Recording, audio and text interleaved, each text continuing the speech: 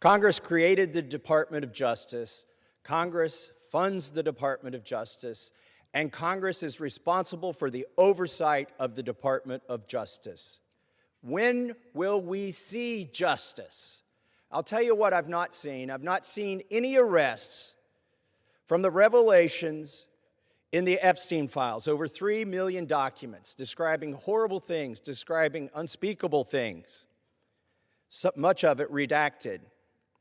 Over 24 people have resigned, CEOs, members of government worldwide, but I haven't seen any arrests or investigations here in the United States from this Department of Justice.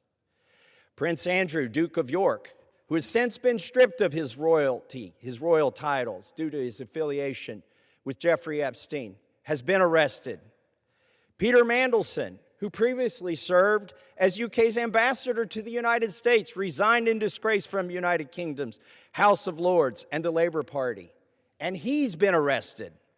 Former Prime Minister of Norway, Torbjorn Jagland, has been charged, but we don't see any charges, arrests, or investigations in the United States. What do we see?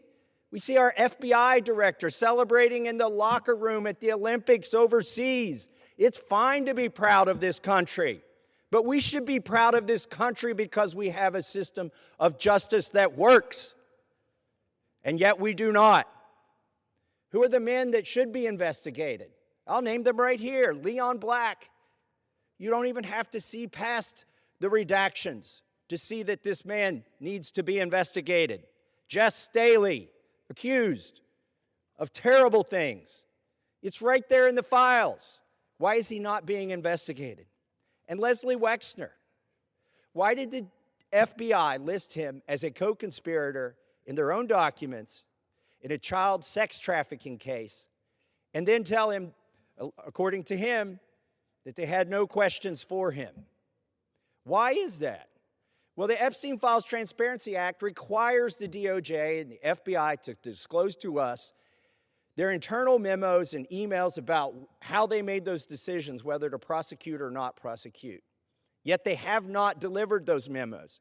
And we still don't have the memos and documents and emails from 2008 to explain why Jeffrey Epstein was given such a light sentence in what would have been an open and shut case of child sex trafficking, which allowed him to go back and recommit these terrible crimes, create hundreds of more victims, and ensnare so many other people in his conspiracy. Where are those documents that describe those decisions? We need justice. We want the Department of Justice to get to work, and that's what they need to do now.